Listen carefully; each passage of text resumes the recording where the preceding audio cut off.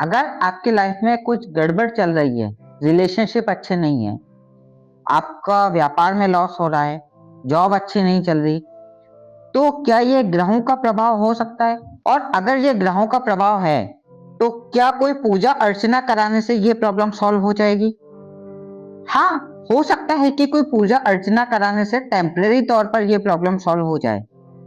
पर अब हम क्योंकि बात करते हैं कॉन्शियसनेस की, तो इस बात को मैं आपको बहुत लॉजिकल वे में समझाना चाहूंगा कि बहुत दूर बैठा हुआ एक ग्रह है, उसको आपके जीवन से क्या लेना देना। और अगर उसको कोई लेना देना है और वो आपकी कुंडली को प्रभावित कर रहा है, तो वो तो करता ही जाएगा। क्या एक पूजा से वो मान जाएगा? सोचो कि क्या कोई देवता या क्या कोई भगवान इतना सस्ता है कि आपके थोड़े से हवन पूजन से वो खुश हो जाए जीवन भर के लिए? हाँ, टेम्परेरी निजात आपको मिल सकती है, लेकिन आपको मूल जड़ में जाना पड़ेगा कि ये प्रॉब्लम मेरे आई क्यों। आपको समझना पड़ेगा कि क्या मुझे रिलेशनशिप निभाना आते हैं? क्या मैं अपनी पत्नी के नेचर को समझता हूँ? क्या मैं अपने एम्प्लॉय के नेचर को समझता हूँ? क्या मेरे अंदर वो स्किल्स है जिसके कारण मैं अपने व्यापार को ग्रो नहीं कर पा रहा? हम उन पे काम नहीं कर रहे होते, और हम काम कर रहे होते किस पे? ग्रह शांति पे। बिल्कुल कीजिए, मैं आपके विचार से असहमत नहीं हूं, पर अगर आपको वो भी करना है तो उस पूजा में आपको खुद को अटेंड होना पड़ेगा। एक थर्ड पुजारी आपके बदले में कहीं पे कोई महामृत्युंजय का पाठ करा देता है, तो उससे आपकी प्रॉब्लम टेम्परेरी तौर पे ही सॉल्व होगी। आपको अगर परमानेंटली कोई प्रॉब्लम सॉल्व करनी है, तो फिर आपको समझना पड़ेगा, अपनी वृत्तियों पे काम करना पड़ेगा कि ऐसा कौन सा काम है। क्या मैं लोभ में आ जाता हूँ? क्या मैं लालच में आ जाता हूँ? क्या मेरा अहंकार मेरे पे हावी हो जाता है? क्या मैं ईर्ष्या से ग्रस्त हूँ? ऐसे क्या सरकमस्टांसेस बैठते हैं जिसके कारण ये ग्रह मेरे से कुपित है? उस जड़ पे काम करो ना। उस ग्रह को थोड़ी देर के लिए कोई ना कोई शांति आप करा भी लोगे तो क्या हो जाएगा?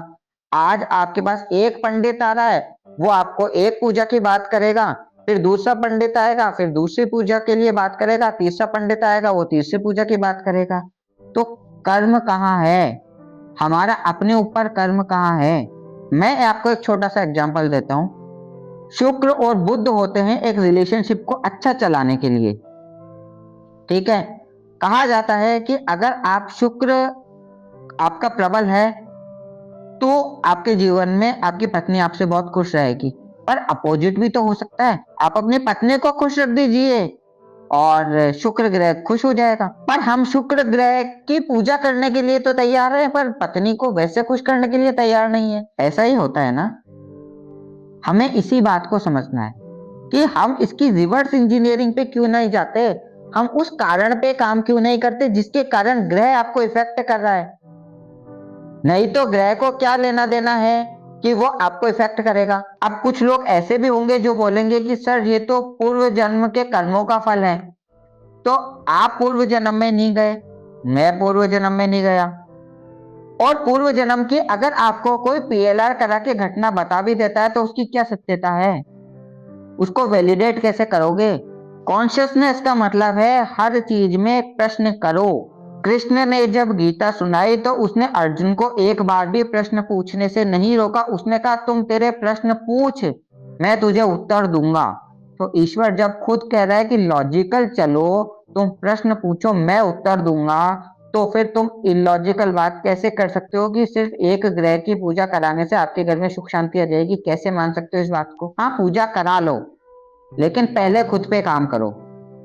ईश्वर इतना सस्ता नहीं है, देव इतने सस्ते नहीं है कि दो नारियल चढ़ा दो और दो मिट्टी आप अग्नि के अंदर कोई चीज डाल दो और उसके बाद में वो देव खुश हो जाएंगे। वो देव परमानेंट खुश तो तभी होंगे जब आप खुद की वृत्तियों पे काम करोगे और खुद कॉन्शियसनेस के लेवल पे आओगे। इस बात को बहुत अच्छे से समझिए।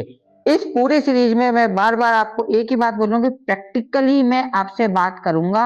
हो सकता है कि आपको ये बातें थोड़ी सी गलत भी लगे, हो सकता है आपको ये बातें ऐसी भी लगे कि जो बिलीफ सिस्टम है उसको ये तोड़ रही है, या मैंने जो आज तक सुना और सीखा है ये बात उसके बिल्कुल विपरीत है।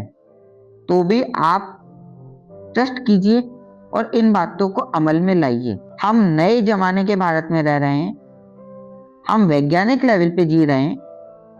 मेरा ईश्वर से कोई बैर नहीं है, मैं खुद ईश्वर को बहुत मानता हूं, लेकिन ईश्वर को मानने की जो कड़ी आएगी, देवता को मानने की जो कड़ी आएगी, वो पहले आत्मसार होने के बाद आएगी। केवल मूर्ति पूजा से, केवल ढकोसला करने से आपकी प्रॉब्लम सॉल्व नहीं होगी।